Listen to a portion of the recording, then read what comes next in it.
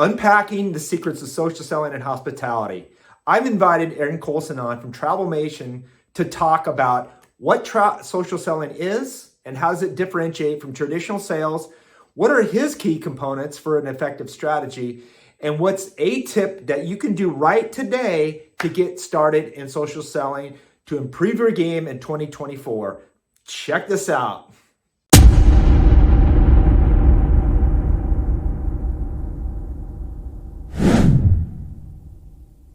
Hey man, it's Happy Friday. I appreciate you spending a few minutes with me on the InnSync show.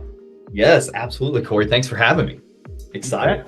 You bet. Just like most everybody I meet new, fresh on LinkedIn, man, it's so much value to find there. One of my newer connections and compelled to reach out to you. And we're going to talk about unpacking some of the secrets of social selling. You've got a very interesting background. You're now in hospitality. Right. So we've got Aaron Coulson. He's corporate travel concierge.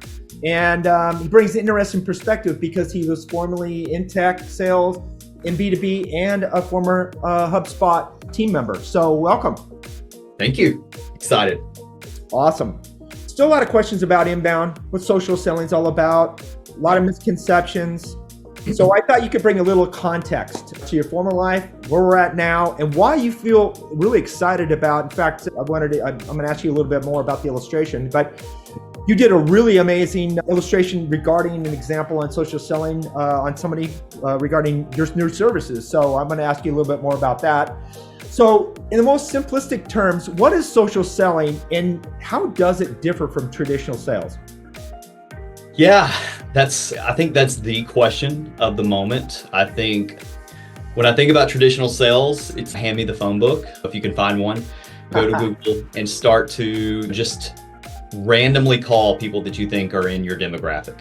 I have actually a lot of respect for anyone that is still successful with traditional selling because I certainly cannot be successful doing it.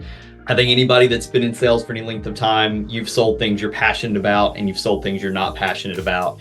And to do cold outreach to strangers who have not invited you into their world in any way, shape, or form is, to use a word from you earlier, it is completely archaic. It is uninvited. And it is certainly a more traditional view of trying to move your product or service. In contrast, social selling is selling through channels that you're constantly nurturing. It is by definition social selling. So you are selling on social platforms where you already have a presence and you already have a platform there, and you're providing value before you're offering service or product. So I think some of the most successful sellers that I know right now are ones that do it in ways that you don't even know that they're selling. You're just excited to follow them. Yep. And you find so much value in following them that clicking the purchase button, if it pops up, when it pops up, is really a no-brainer for you. So it's really moving services and products through relationship versus no relationship. You hit it right on the head. This concept of building trust, right? When you're dealing with either a high ticket item or a long sales cycle, and no one impulse buys this now several $100s. It takes consideration. And right. Why do you think it's so difficult for a lot of salespeople that are oftentimes in that same seat of they're going to buy a product? Right. They don't simply click to buy. It takes some research. It takes some trust. Why do you think a lot of salespeople can't get past the fact that, or even the patience, to develop that small talk, that conversation, build a relationship first, even before the app? Yeah, I think there's probably a lot of answers to that. One that comes to my mind that I just feel keenly aware of with my past career is just the pressure that comes. You exist as a salesperson, you exist within that organization for one reason only. And if you're not generating revenue and you're not hitting your numbers month after month, then you have no purpose within that organization. It's almost like the relationship has been split. Like marketing is responsible for the relationship, but sales is responsible for the close. When in reality, I think today, you don't want to even communicate with a salesperson unless there is that level of trust. Yep. Because I think also just the way that we have seen through the information age, marketing has been deconstructed. We've seen the man behind the curtain. We understand we're being sold to. No one wants to be sold to. So it's imperative that you have that trust, and that's a longer game. You've got to have patience. And I think you also, as a salesperson, you've got to have genuine concern and empathy. Yes. If you don't care about people and you just care about the sale, you will not be a successful salesperson today. Man, I love that. Do you see a lot of key leaders understanding this process? Because I use this analogy a lot. Sales is a lot like dating. Right. You've got one opportunity to make that, and asking for too much too soon can blow everything. Yes. So if you don't take the time and show that empathy of building a relationship first, and suddenly you've annoyed somebody. We've all been there. I get it. We get it daily. Yeah. Do you see a lot of key leaders? Because like you just said, there's a lot of pressure on sales to say, look, you got to get the numbers, boom, boom. But also in the same, you could also blow what could be one time to make a lasting impression. Sure. For sure. Yeah, I think when we're thinking about social selling versus the traditional model, I have at least once a month a solicitor come to our door, usually selling either solar panels or security for a home. Yep. And it's always in the middle of the day. It's always uninvited. And typically it's younger folks who are probably commission only, first sales job. I try to be gentle with them, but at the same time, there are a few things that are more just invasive to me. Intrusive, yes. Than to have to stop my day and have an uninvited conversation. And on top of that, they never have a card or any paperwork. So I want to take control of the situation. Absolutely. As the buyer. And what has happened is they've got a full sales process, which they want to execute at your kitchen table, where they have full control. And I think, I don't know, I clearly that is working to a degree, or companies would pivot. But I think if you're trying to create a long-term relationship with a customer that is monetized repeatedly, there has to be that relationship, and you've got to tap into people in ways that they want to be connected. People want to connect. We are over-connected. So I don't think it's people don't want to connect. People do not want to be sold to. And I think buyers today have a very keen insight into whether or not you're coming after the sale or you're coming after the person. Beautiful. What are some of the key components about a successful social selling strategy anyways? So I will use one that I used recently. One of them is, I got a little one. Hold on just a second. Yeah. Okay, the last one. Okay, then you gotta wait. Okay. Work from home life. Yeah, that's all, man. That's all good. Because in fact, some of these moments you're gonna cherish. I promise. I've done a full circle on that since COVID hit. So there's a lot more invitation here than there used to be.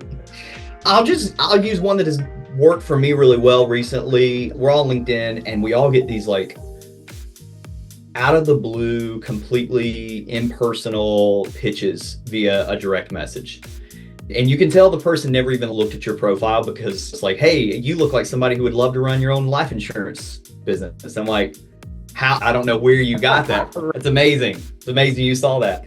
And so as I was thinking about how to pitch my business to other professionals, like I just don't want to be that. And I thought, hey, I'll send a quick 60-second video to some people that I resonate with from just a profile standpoint, a youngish professional who's busy and values their family and hypothetically wants to get away, but doesn't have time to plan the trip. So I just created a video and made that pitch in about 60 to 90 seconds. and I sent it off to maybe 10 folks.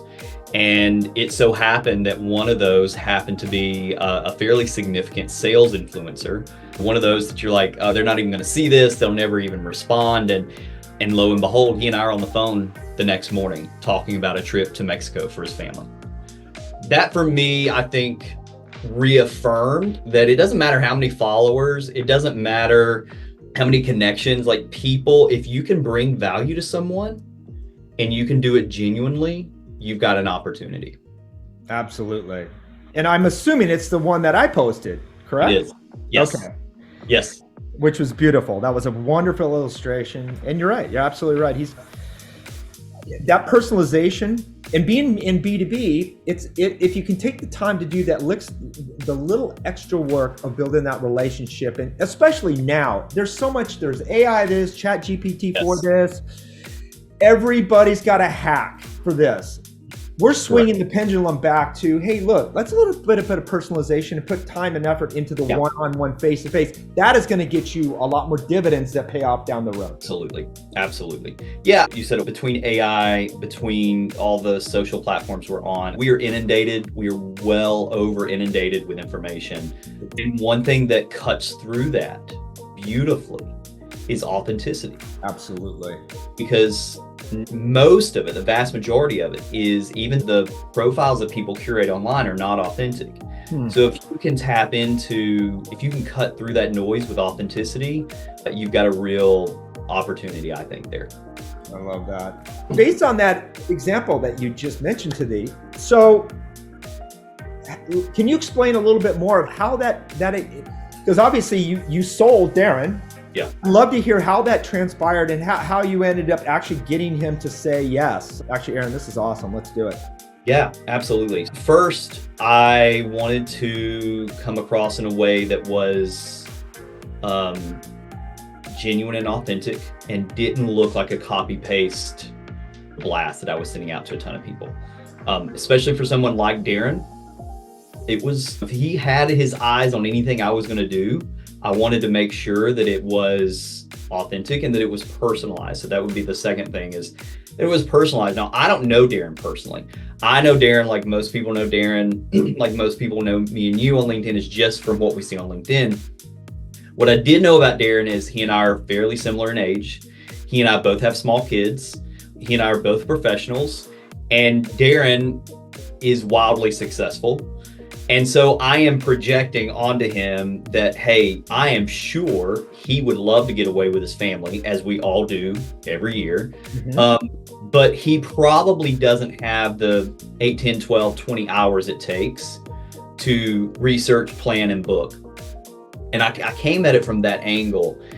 And I pull what I think made this successful in that particular angle is I've worked with small businesses and small business owners for well over a decade. And I understand the way that they think, and I understand the challenges that they experience.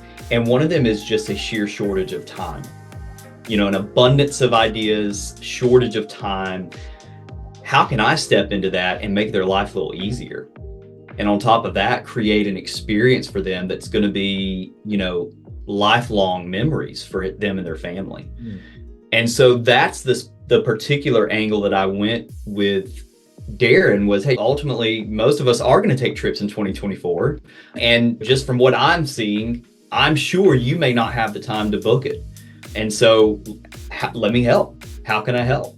And it so happened they had just been having a conversation about going overseas just a few hours before I had sent that. Wow. Yeah. That's fantastic.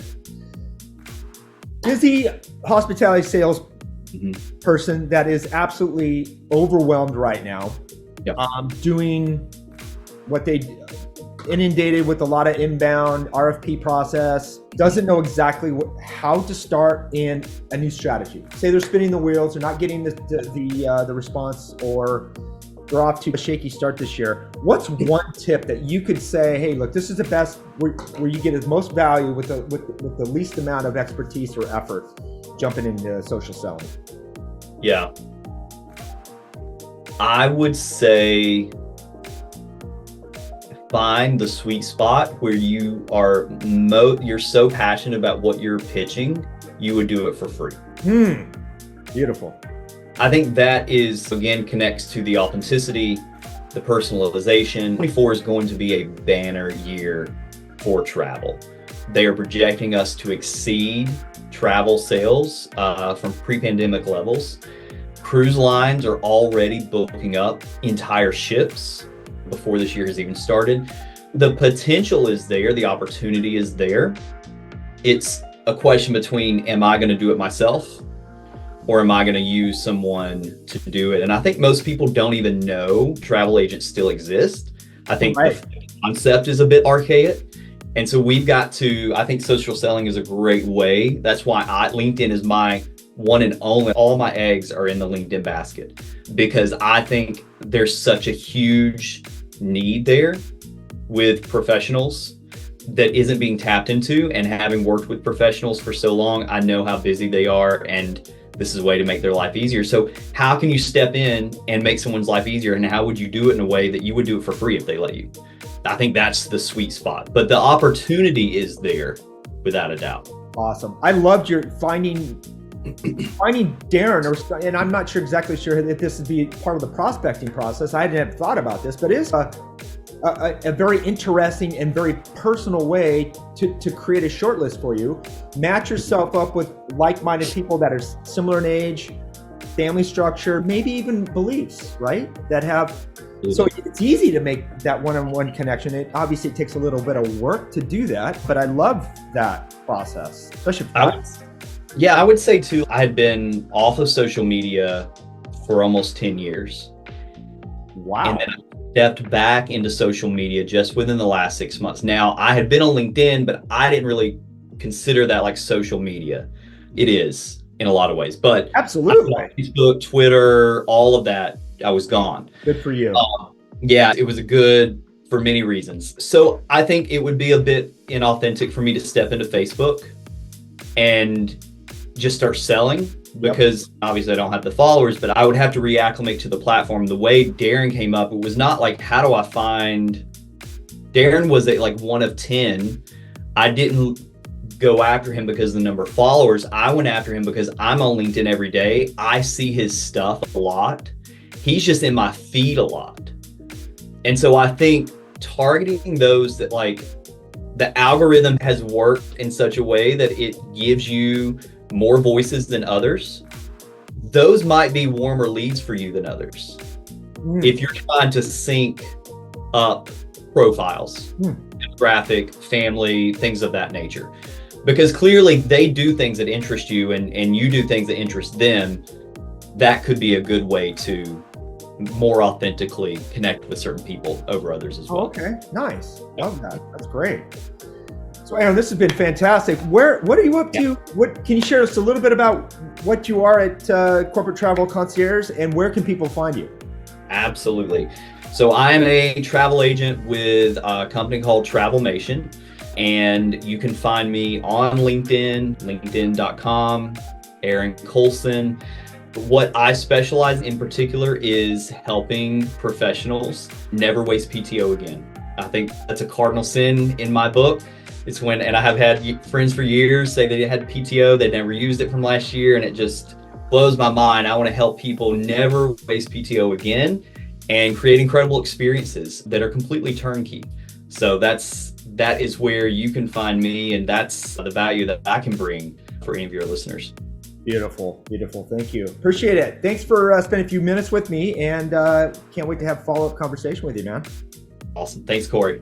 You bet, man.